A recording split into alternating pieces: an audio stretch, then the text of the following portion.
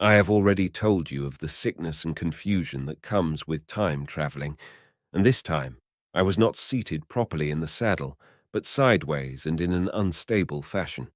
For an indefinite time I clung to the machine as it swayed and vibrated, quite unheeding how I went, and when I brought myself to look at the dials again, I was amazed to find where I had arrived.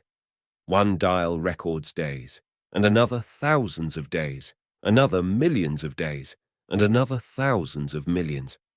Now, instead of reversing the levers, I had pulled them over so as to go forward with them, and when I came to look at these indicators, I found that the thousands hand was sweeping round as fast as the seconds hand of a watch, into futurity. As I drove on, a peculiar change crept over the appearance of things. The palpitating greyness grew darker. Then, though I was still travelling with prodigious velocity, the blinking succession of day and night, which was usually indicative of a slower pace, returned and grew more and more marked. This puzzled me very much at first. The alternations of night and day grew slower and slower, and so did the passage of the sun across the sky, until they seemed to stretch through centuries.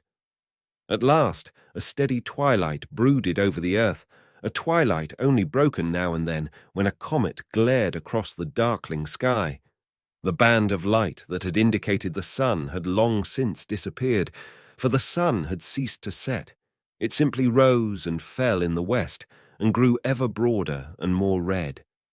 All trace of the moon had vanished. The circling of the stars, growing slower and slower, had given place to creeping points of light.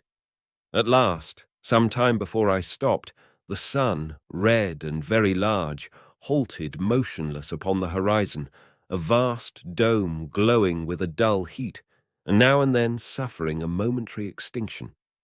At one time it had for a little while glowed more brilliantly again, but it speedily reverted to its sullen red heat.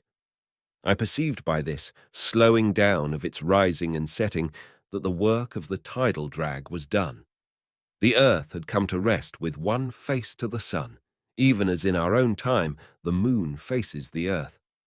Very cautiously, for I remembered my former headlong fall, I began to reverse my motion. Slower and slower went the circling hands until the thousands one seemed motionless, and the daily one was no longer a mere mist upon its scale. Still slower, until the dim outlines of a desolate beach grew visible. I stopped very gently and sat upon the time machine, looking round. The sky was no longer blue. Northeastward it was inky black, and out of the blackness shone brightly and steadily the pale white stars. Overhead it was a deep Indian red and starless, and southeastward it grew brighter to a glowing scarlet, where, cut by the horizon, lay the huge hull of the sun, red and motionless.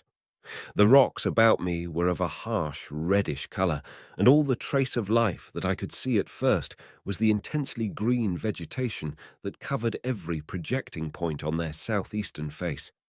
It was the same rich green that one sees on forest moss or on the lichen in caves, plants which like these grow in a perpetual twilight.